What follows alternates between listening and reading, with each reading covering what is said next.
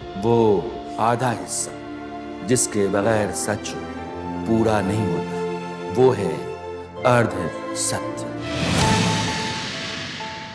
नमस्कार, मैं राणा यशवंत आपका स्वागत करता हूँ। एक शेर है इंतज़ार मुझे जंग के ख़त्म होने का, लहू की कैद से बाहर बुलाता है कोई। दिल्ली में लंबे समय से एक जंग चल रही है, कार्रवाइयों की, गिरफ्तारियों की, रिहाइयों की, और ये सिलसिला यूं ही चलता रहा है। इस सिलसिले में जो सबसे ताज़ा कड़ी है वो ये है कि आम आदमी पार्टी के कद्दावर नेता, दिल्ली के पूर्व उप मुख्यमंत्री मनीष सिसोदिया की रिहाई। और ये जंग जिसकी बात मैं कर रहा हूँ, ये केंद्र सरकार और दिल्ली सरकार, या यूं कहिए कि बीजेपी और आम आदमी पार्टी के बीच में चल रही है। मैदान जो है दिल्ली में शराब घोटाले का है, और मनीष आज हमारे साथ हैं। उनका बहुत बहुत स्वागत बहुत है। बहुत शुक्रिया। 17 महीने जेल की। वैसे जेल का अनुभव कड़वा होता है, मैं जानता हूँ, लेकिन 17 महीने जो गुजरे हैं, इसको कैसे देखते हैं आप? मुझे लगता है 17 महीने राजनीतिक पार्टी के लिए, आम आदमी पार्टी के लिए एक राजनीतिक पार्टी के रूप में बहुत संकट का समय था। और मैं कहूँगा कि अपने राजनीतिक इतिहास के सबसे बड़े संकट से आम आदमी पार्टी बहुत एकजुट होकर निकल के आई है। और सिर्फ आम आदमी पार्टी की मैं बात नहीं कर रहा, राजनीतिक इतिहास अगर आप आज़ादी के बाद का देखें तो जो जज्बा आज़ादी के पहले लोगों में, आज़ादी के लिए लड़ने वालों में होता था, अंग्रेज़ों से डरते थे, मतलब पिटते थे, कुटते थे, जेल जाते थे, लेकिन टूटते नहीं थे। वही जज्बा मैंने थोड़ा बहुत पढ़ा है इतिहास, आम आदमी पार्टी के कार्यकर्ताओं में देखा कि उनके ऊपर डंडे बरस रहे हैं, पानी की बौछारें हो रही हैं, आरोप लग रहे हैं, एमपी, एमएलएज़, काउंसलर्स के ऊपर तरह तरह के उनको नोटिस जा रहे हैं अलग अलग एजेंसीज़ के, और उनके नेताओं को जेल में डाल दिया गया, लेकिन फिर भी टूटे नहीं। ये बात हमेशा पूरे के पूरे 17 महीने हौसला देती रही। ये बात गर्व कराती रही कि यार मनीष सिसोदिया, भगवान ने आपको एक ऐसी पार्टी का सदस्य बनाया है जो ना टूट रही है, ना झुक रही है, और ये कार्यकर्ता जो निस्वार्थ भाव से लगे पड़े हैं, आप इनकी, ये आपको एक लीडर मानते हैं, ये सौभाग्य की बात है। तो 17 महीने इसी भाव में रहे कि गर्व की बात है कि मैं ऐसी पार्टी का हिस्सा हूँ जो लड़ रही है, टूट नहीं रही है। और बाहर आया तो मुझे और खुशी हुई कि सरकार भी बहुत अच्छे से चली इस दौरान। वहाँ ये पता चलता था कि बाहर क्या हो रहा है? हाँ, वहाँ पर क्या है कि जिस सेल में मुझे बंद किया गया था, वो छोटी सी सेल थी। उस सेल में टीवी था एक, उस पर एक न्यूज़ चैनल आता था, तो वो उस न्यूज़ चैनल के माध्यम से पता चलता रहता था। वहाँ पे अखबार खरीद सकते हैं आप, तो मैं 2-3 अखबार रोज़ खरीद लेता था, तो उनको पढ़ के पता चलता था, तो इससे पता चल जाता था। लेकिन ज़िंदगी बहुत बदल जाती होगी। मनीष सिसोदिया लगातार कई वर्षों तक, मैं जानता हूँ, लोगों के बीच में रहना, सड़कों पे रहना, घूमना-फिरना, मिलना-जुलना, और वो अकेले में एक छोटा-सा कमरा। हाँ, वो ज़िंदगी तो बहुत बदलती है। ज़िंदगी में अचानक ऐसा लगता है जैसे आप 24 घंटे लोगों से घिरे रहने वाले आदमी को एक कमरे में बिठा दिया, और वो भी एक ऑलमोस्ट 10 बाई 4 का 8 बाई 4 का छोटा-सा एक सेल है, और बस उसका ताला लगा रहता है। 15 घंटे वो ताला बंद रहता है उसका, केवल 7-8 घंटे उसका ताला खुलते हैं, वो मतलब 8-9 घंटे उसका ताला खुलता है दिन में, बीच-बीच में। तो एक अलग तरीके की परिस्थिति आपके सामने आ जाती है, शरीर को लेके, मन को लेके, बाहर की परिस्थितियों को लेके। लेकिन वहीं आपके धैर्य की भी परीक्षा होती है, वहीं आपकी समझ की भी परीक्षा होती है। वहीं आपके सामने ये सवाल भी होता है कि ये जो समय है, कहीं तो हमारे पास समय नहीं होता था। कोई मिलना भी चाहता था तो हम कहते थे भाई 2 दिन समय नहीं है, 3 दिन बाद मिलें। कहीं किताबें पढ़ने का, अपने बारे में सोचने का, ध्यान करने का समय नहीं होता था। कहाँ आपके पास में समय ही समय है। 15 घंटे आप उस छोटी सी सेल में बंद हो, 6-7 घंटे भी आप छोटे से वार्ड में, बाहर एक आंगन टाइप का समझ लीजिए, उसमें घूम सकते हो, वापस आके आपको सेल में बंद होना है। तो उस दौरान फिर लगा कि यार इस समय का मैं सदुपयोग कर लूँ। ये समय राजनीतिक वजहों से मिला है, षड्यंत्रों की वजह से मिला है, वो ठीक है। लेकिन भगवान के पॉइंट ऑफ व्यू से देखूँ तो मुझे भगवान ने ये समय दिया है, और मैं इसका अगर सदुपयोग नहीं करूँगा तो भगवान मुझसे पूछ सकता है कि यार तेरे को खाली समय दिया था, तूने उसका उपयोग नहीं किया। तो मैंने खूब पढ़ा, खूब मेडिटेशन किया, अपने बारे में चिंतन किया। मैं ऐसा मतलब मैं हालाँकि पहले भी किताब पढ़ता रहा हूँ और अच्छे से पढ़ता था, पर मैं एक-एक किताब में एक-एक चैप्टर को पढ़ता था तो उसके नीचे लाइन लगाता था, फिर दोबारा उस चैप्टर को पढ़ता था, फिर उसके नोट्स बनाता था। जैसे कोई जो पुरानी आदत मुझसे है। मुझसे मुझसे लोग पूछते थे, वहाँ बाकी लोग जो देखते थे, कि जी आप पीएचडी वीएचडी कर रहे हो क्या जेल में रहते हुए? क्योंकि मेरे मेरे पास खूब सारे नोट्स हैं, डायरीज़ हैं मेरे पास भरी हुई। शिक्षा को लेके, समाज को लेके बड़े बड़े लोगों ने किताबें लिखी हैं, देश के कंटेम्प्रेरी राइटर्स हैं, जर्नलिस्ट हैं, उन लोगों ने लिखी हुई हैं, उनकी किताबों को पढ़ पढ़ के तो मुझे अच्छा लगता था कि मैं देश को समझने के लिए, अपने आप को समझने के लिए, भारत के इतिहास को समझने के लिए, दुनिया की शिक्षा को समझने के लिए एक ब्रेक पर हूँ और मैंने उसको एक ब्रेक के रूप में यूज़ किया। एक बात है, मनीष सिसोदिया दिल्ली के उप मुख्यमंत्री, एक मामला आता है, फिर आरोप लगता है, एफआईआर दर्ज हो जाती है, मनीष एफआईआर में नामज़द हो जाते हैं। कभी ऐसा लगा कि गिरफ्तारी हो जाएगी, जेल चला जाऊँगा, 17 महीने रहने पड़ जाएंगे? नहीं, राजनीति में गिरफ्तारी को आप असंभावित कभी भी नहीं मान सकते हैं। जब आप लड़ रहे हैं, या तो आप चुपचाप बहुत कोसी तरीके की राजनीति करते रहिए, हैं। जब आप काम करने की और चीज़ों को बदलने की राजनीति कर रहे हैं और जो गलत कर रहे हैं उनको चुनौती देने की राजनीति कर रहे हैं, फिर और सत्ता में जो लोग बैठे हैं उनसे टकरा रहे हैं, तो फिर आपकी गिरफ्तारी की संभावनाएं पूरी पूरी हैं। मानसिक रूप से हर एक राजनेता को जो लड़ रहा है और सत्ता से लड़ रहा है उसको तैयार रहना चाहिए। मैं भी मानसिक रूप से तैयार था, लेकिन मेरे ऊपर इतना खतरनाक कानून लगा देंगे जो आतंकवादियों की फंडिंग करने वाले और ड्रग्स की फंडिंग करने वालों के ऊपर लगाया जाता है, ये मैंने नहीं सोचा था। मुझे लगता था करप्शन का आरोप लगाएंगे, करप्शन मैंने किया नहीं, मैं निकल आऊँगा बाहर। लेकिन उन्होंने लगाया मनी लॉन्ड्रिंग, और मनी लॉन्ड्रिंग में भी धारा लगाई वो जो आतंकवादियों के ऊपर लगाई जाती है। अब मैं आतंकवादी तो नहीं था यार, मैं ये डिज़र्व नहीं, मैं कुछ भी सही, लेकिन मैं ये डिज़र्व नहीं करता था कि मेरे ऊपर वो धारा लगाई जाए कानून की जिसमें बेल होना नामुमकिन है, आसान नहीं है। वो धारा पे बहस होगी जाके। वो फिर I am grateful to the constitution, constitution जिन लोगों ने बनाया, और फिर ऑनरेबल सुप्रीम कोर्ट जिन्होंने कहा कि भाई ठीक है, आप सत्ता के में हैं केंद्र की, आप कोई भी धारा लगा सकते हैं विपक्ष पे भी, लेकिन अल्टीमेटली कॉन्स्टिट्यूशन प्रिवेल करेगा। और कॉन्स्टिट्यूशन मेकर्स ने इस बात की जिम्मेदारी ली है कि कोई केंद्र की सत्ता अहंकार में जब कानून का दुरुपयोग करेगी और किसी को अंदर बंद करेगी, तो article 21 right to life, right to liberty उसको बचाएगा। सरकार कहती है केंद्र की कि दरअसल उसमें उसकी भूमिका नहीं है, एजेंसियों ने मुकदमा दर्ज किया है, एजेंसियों ने कार्रवाई की है, उनके पास सबूत है, उनके पास गवाह हैं, उनके पास साक्ष्य हैं, यह सब कुछ एजेंसियों के जरिए हो रहा है, इसमें कुछ दम तो है। एजेंसियों के ही जरिए हो रहा है। भला हो माननीय सुप्रीम कोर्ट का कि उनकी वजह से इलेक्ट्रल बॉन्ड का पूरा डेटा देश के सामने आ गया, वरना वो तो सरकार ने बड़ा गोपनीय रखा था। और उस गोपनीय डेटा के अंदर से जो चीज़ें निकल के आएंगी, एजेंसियों के ही जरिए ये हो रहा था कि भारतीय जनता पार्टी ने जिससे चंदा लिया उनमें से 60% चंदा, 70% चंदा उन लोगों ने दिया जिनको 1 महीने पहले, 15 महीने पहले एजेंसियों के नोटिस गए थे। एजेंसियों के नोटिस गए, चंदा दिया, नोटिस दबा दिए गए, 7-8 साल से कोई कार्रवाई नहीं हुई है। एजेंसियां हैं साहब, एजेंसियां बड़ी सैक्रोसेंट हैं। ये नोटिस तो एजेंसी ने दिया था, चंदा उस बंदे ने दिया था, दोनों की सेटिंग है।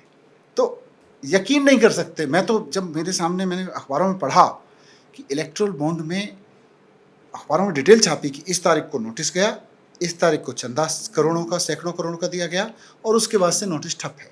ये ईडी का भी है, इनकम टैक्स का भी है, सारी एजेंसियों का है, एसीबी तक के नोटिस हैं, ठेके दिए गए लोगों को। तो कहने के लिए आसान है कि साहब एजेंसियां कर रही हैं, लेकिन भारतीय जनता पार्टी नहीं करा रही है, ये तो बच्चा भी जानता है। इसके बारे में सरकार की तरफ से एक तर्क दिया गया कि जिन लोगों ने चंदे दिए दरअसल वो पहले से देते रहे हैं, ऐसा नहीं है कोई नई घटना थी। आप रिकॉर्ड देखें तो पहले से देते रहे हैं, और बाद में भी अगर दे रहे हैं तो वो उसमें एक नॉर्मल कोर्स में है। एक शराब व्यापारी 60 करोड़ का चंदा देता है, उसका बेटा जेल में बंद है। वो जब चंदा दे देता है और अरविंद केजरीवाल जी के खिलाफ बयान दे देता है, उसके बाद उसका बेटा छूट जाता है, और हम मान लें कि सरकार वाह वाह वाह वाह कितनी इनोसेंट है हमारी सरकार, कहीं कुछ नहीं है। तो खैर, अब तो देखिए ये सारा मामला अब सब जुडिस है, और यहाँ मतलब मेरा हर एक बयान फिर अब जुडिशियल स्क्रूटनी की वैल्यू लेगा। तो अब तो ये सारा केस मैं यहाँ से आगे मैं बस इतना कहूँगा कि ये जो पूरा केस था ये केवल बेल तक था। बेल के बाद इस केस में जब ट्रायल शुरू होगा तो इसमें ट्रायल में कुछ बचेगा नहीं, क्योंकि कुछ हुआ नहीं। और इसीलिए मैं जो 17 महीने का आपने पूछा ना, मैं डरा नहीं। मैं डरता तब जब मैंने कुछ गलत किया होता, मैं डरता तब जब मैं कहीं मुझे डर होता कि आज मेरी ये वाली चोरी ना पकड़ी जाए। मुझे पता था जिस दिन मेरी बेल हो गई ये केस तो सच है ही नहीं। तो आज जब मेरी बेल हो गई, मेरे ऊपर एक ड्रैकोनियन लॉ लगाया गया, उस लॉ के तहत भी सुप्रीम कोर्ट ने मुझे बेल दी थी। अब मैं फ्री हूँ और मुझे पता है केस में तो कुछ है ही नहीं, ये तो झूठी साबित होगा। तो जो आरोप मनीष के ऊपर हैं, वही आरोप अरविंद के ऊपर हैं।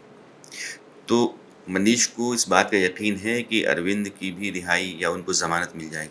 अभी बहुत जल्दी आप देखिएगा, बहुत जल्दी अरविंद जी भी बाहर होंगे, क्योंकि मैंने कहा ना, ये आम आदमी पार्टी अपने सबसे मुश्किल दौर से सबसे सफलतापूर्वक निकल आई है। वो कहते थे, मैं अपने कुछ साथियों से बात कर रहा था एक बार, कि देखिए हमारे ऊपर बहुत तरह के आरोप लगे, हमारे एमएलएस के ऊपर लगे, हमारे ऊपर लगे, मेरे ऊपर सीबीआई की एक बार और पहले भी रेड हुई, अरविंद जी के ऊपर भी स्कूल बनाने से लेके पता नहीं किस किस चीज़ में इन्होंने आरोप लगाने की कोशिश की। अल्टीमेटली सारे आरोप झूठे साबित होते चले गए। ये आरोप भी झूठा साबित होगा, लेकिन ये आरोप जब झूठा साबित होगा तो एक चीज़ बहुत सामने आएगी कि ये आम आदमी पार्टी वाले तो लोग ऐसे हैं जो काजल की कोठरी से भी ना बिना छींक लगाए हुए आ जाते हैं, बिना लीक लगाए हुए आ जाते हैं। आप देखिएगा कि बिल्कुल काजल की कोठरी से भी पाक साफ निकलेंगे। एक दौर मनीष ऐसा आ गया था जब सत्येंद्र जैन, मनीष सिसोदिया, संजय सिंह, अरविंद केजरीवाल, पार्टी का जो ऊपर का हिस्सा है, पाँत है, वो जेल में है। बहुत क्रूशियल दौर। और ऐसा लग रहा था कि पार्टी लगभग खत्म हो गई है। वो एहसास भी तो आप लोगों के भीतर रहा होगा। वो था कि भाई पार्टी के एक एक लीडर को पकड़ के ये जेल में डाले जा रहे हैं, सामने चुनाव है, और मतलब सरकार चल रही है, और उससे पहले प्रेसिडेंट्स थे बहुत सारे अलग अलग राज्यों में। इन्होंने जो ऑपरेशंस चलाए उसमें किसी पार्टी के ऊपर छोटी सी कार्रवाई की इन्होंने, उसके लोग डरे, बिखरे, पार्टियां टूटी, सरकारें गिर गईं। ये हमने 4-5 राज्यों में पहले देखा ही था। उत्तराखंड से लेके, अरुणाचल से लेके, महाराष्ट्र से लेके बहुत सारे राज्यों में हमने देखा कि नेताओं को डरा डरा के पार्टियों को तोड़ना, फिर उनकी सरकारों को गिराने में इनकी महारत हो गई थी। वही प्रयोग इन्होंने यहाँ भी करने की कोशिश की। लेकिन यहीं मुझे फ़ख्र होता है अपनी पार्टी पे कि इतना बड़ा क्रूशियल स्टेज, इतना बड़ा संकट किसी पार्टी पे नहीं आया कि उसकी सारी टॉप लीडरशिप को उठा उठा के जेल में बंद कर दिया हो झूठे आरोप में। और पार्टी भी सर्वाइव कर गई, सरकार भी सर्वाइव कर गई, और एक एक कार्यकर्ता, एमएलए, काउंसलर, एमपी, सबका मनोबल भी सर्वाइव कर अभी हम जहाँ बैठे हैं, इसके बाद आप उठेंगे और जाएंगे यात्रा पर। पद यात्रा पर। तो दिल्ली में आप पद यात्रा कर रहे हैं पूरी कॉन्स्टिट्यूंसी। मकसद क्या है? मकसद ये है कि मैं जब बाहर आया तो सबसे ज़्यादा संख्या में, मतलब ऑफ कोर्स पार्टी के एमएलएज, एमपीज, लीडर्स भी मिले। बहुत सारे कार्यकर्ता अलग अलग जगह से आए, तिहाड़ जेल में मुझे लेने पहुँचे, यहाँ पे आए, और बस प्रेम में आए। तो उनका आग्रह था कि आप हमारे यहाँ आइए। मैं बहुत सारे कार्यकर्ताओं के घर जाता था, उनके साथ गलियों में घूमता था, तो 17 महीने से वो मिस कर रहे थे सब।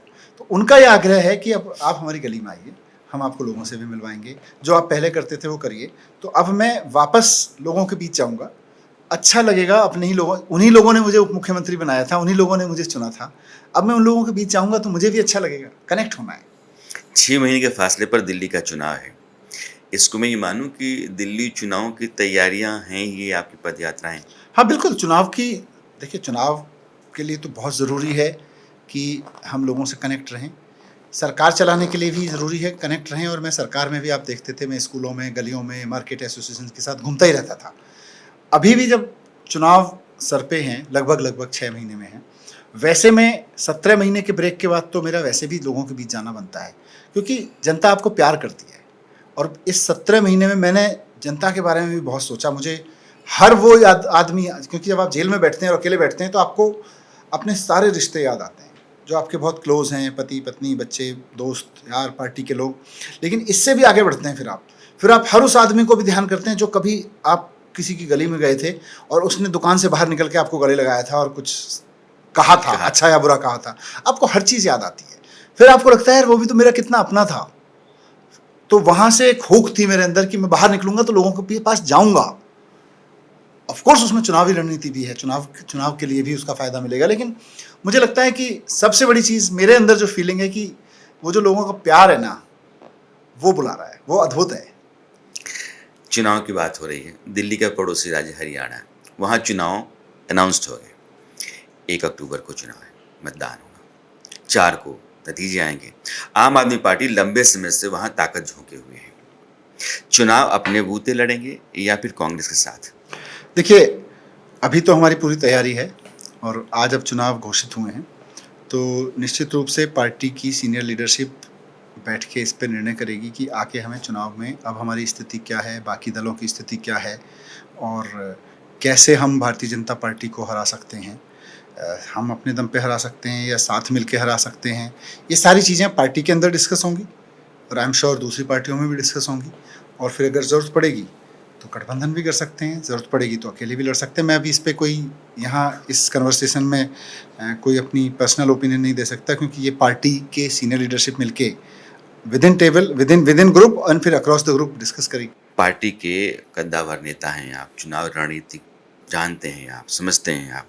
सवाल मेरा ये है कि आपको व्यक्तिगत तौर पे मनीष को क्या लगता है कि हम कांग्रेस के साथ लड़ेंगे तो फ़ायदा होगा या अकेले लड़ने पर फ़ायदा होगा? पता नहीं, देखिए मैं अभी पिछले 7-8 दिन से तो मैं दिल्ली में ही बहुत दिल्ली के कार्यकर्ताओं के बीच में हूँ। फ्रैंकली मैंने हरियाणा की स्थिति का बहुत आकलन अपने लेवल पे नहीं किया है। आपने पूछा मेरी व्यक्तिगत राय, मुझे लगता है कि हरियाणा में बीजेपी से जनता आजिज़ है और बीजेपी को हराने के लिए जो करने की ज़रूरत पड़े, क्योंकि बीजेपी अब देश के लिए, लोकतंत्र के लिए खतरा है। बीजेपी को हराने के लिए जो बन सकता है करना चाहिए, कुछ भी करना चाहिए। 2 चीज़ें हैं, मैंने इसीलिए सवाल रखा था। राहुल गांधी ने अरविंद केजरीवाल के जन्मदिन पर ट्वीट किया, बोला कि पूरा इंडिया आपके साथ खड़ा है, मतलब इंडिया अलायंस, जो इंडिया अलायंस। और उधर भूपेंद्र सिंह हुड्डा हैं हरियाणा में, वो कहते हैं कि हम सक्षम हैं अकेले लड़ने के लिए। तो जो शीर्ष नेतृत्व कांग्रेस का है, वो जो संकेत दे रहा है और जो स्थानीय नेतृत्व है, वह जो कह रहा है, दोनों में अंतर है। इसलिए मैंने कहा कि इसीलिए देखिए, जब आप किसी की पर्सनल ओपिनियन पूछेंगे, वो पार्टी की कलेक्टिव ओपिनियन से डिफर भी हो सकती है और सेम भी हो सकती है। साथ साथ आप कलेक्टिव भी पूछेंगे तो आज की ओपिनियन भी कल की ओपिनियन से अलग हो सकती है। भाई आज चुनाव नहीं डिक्लेयर हुए थे, आज चुनाव डिक्लेयर हो गए, कल तक चुनाव डिक्लेयर नहीं हुए थे, कल को और आगे बढ़ेंगे तो कुछ और परिस्थितियाँ दिखाई देंगी। अकेले लड़ना है कि मिलके लड़ना है, मैं अभी किसी चीज़ को खारिज नहीं कर रहा और मैं अभी किसी चीज़ पे स्टाम्प भी नहीं दे रहा हूँ कि हाँ साहब ऐसा ही होने वाला है। पर मुझे लगता है हमारी पार्टी में भी अपना असेसमेंट बहुत ईमानदारी से होगा।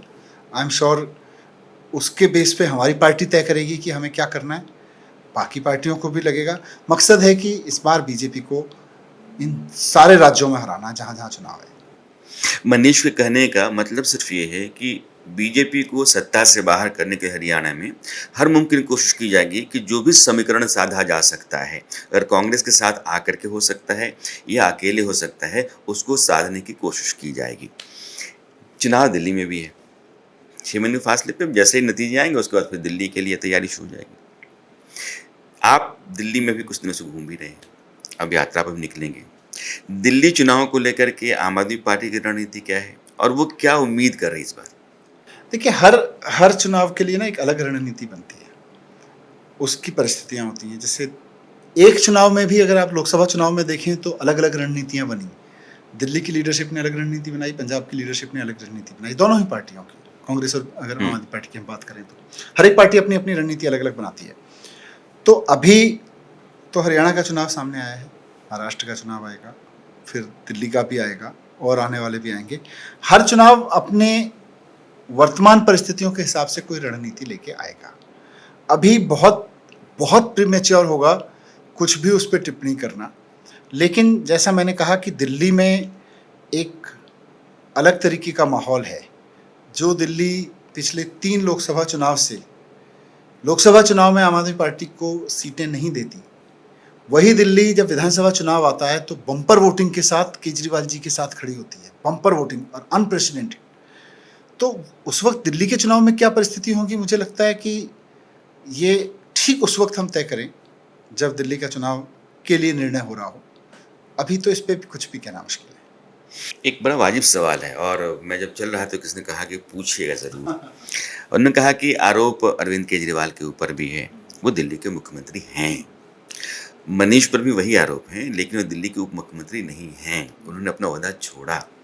क्या वो फिर से अपना ओहदा लेंगे? देखिए, मुझे ऐसी कोई इच्छा नहीं। मैं 17 महीने जेल में रहा और मैं बहुत ईमानदारी से आपसे कहूँ कि मेरे मन में जो इच्छा बार बार जेल के दौरान जागी, वो सबसे ज़्यादा यही थी कि मैं बाहर आऊँ, अपने बेटे, अपनी वाइफ के पास आऊँ। मेरी वाइफ बीमार रहती है। मैं अपने पार्टी के साथियों के बीच आऊँ, काम करूँ लोगों के बीच आके। मेरे मन में ये ख्याल ही नहीं आया कि मैं जल्दी से आके वापस मंत्री बनूँ, उप मुख्यमंत्री बनूँ। अभी भी जब से मैं आया हूँ, मेरे मन में एक बार भी ये ख्याल नहीं है कि अभी सरकार में क्या करना है, क्योंकि सरकार अच्छी चल रही है।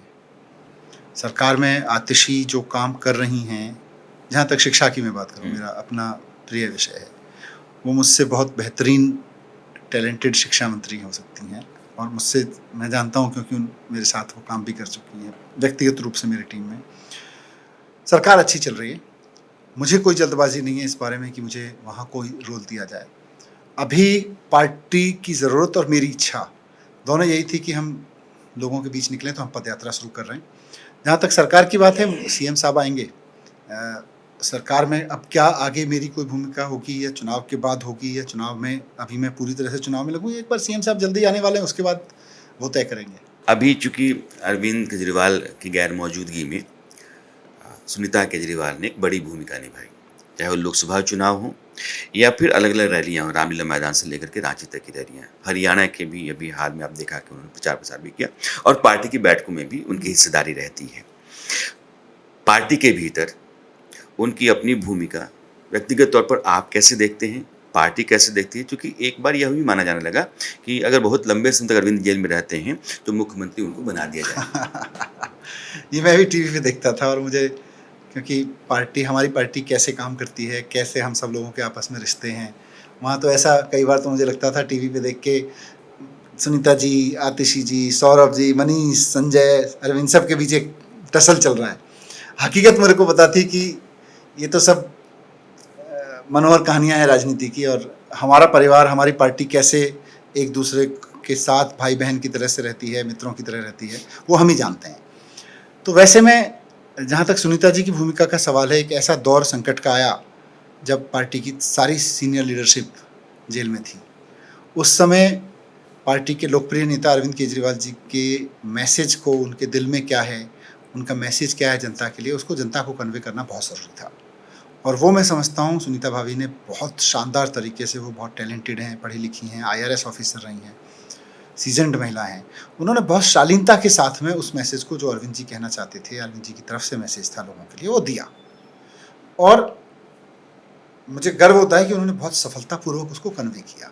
वो भूमिका उन्होंने बहुत शानदार तरीके से निभाई। एक बार अरविंद जी बाहर आ जाएंगे तो अरविंद जी का मैसेज कन्वे करने के लिए सुनीता भाभी जी की आवश्यकता नहीं होगी, वो खुद अपना मैसेज कन्वे करेंगे, जनता के साथ सीधे बात करेंगे। चलो पहले जहाँ थी वहाँ आ जाएंगे। हाँ, तो उनकी भूमिका पार्टी में, अगर मैं देखो, मेरे और उनके संबंध तो घर के इतने हैं कि हाँ ठीक है, तो वो सब संबंधों में फिर से वो अपनी भूमिका निभाएंगी, निश्चित रूप से हम सबके दिल में हैं।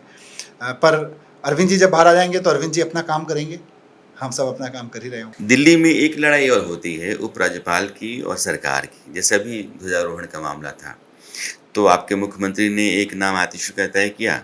उन्होंने कहा कि नहीं, आतिशी नहीं कर सकती हैं, कैलाश गहलोत गृह मंत्री हैं, कैलाश गहलोत करेंगे। ये टकराव बार बार क्यों होता है?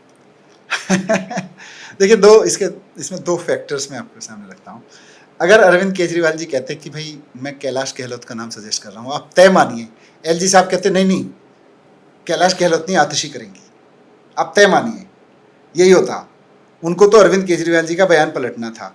अब अरविंद केजरीवाल जी तो झंडा फहराने के लिए किसी एक का इनाम दे सकते थे, उन्होंने आतिशी का दे दिया संयोग से, कैलाश जी का भी दे सकते थे, गोपाल सौरभ भाई का भी दे सकते थे, गोपाल जी सौरभ भाई, किसी का भी दे सकते थे।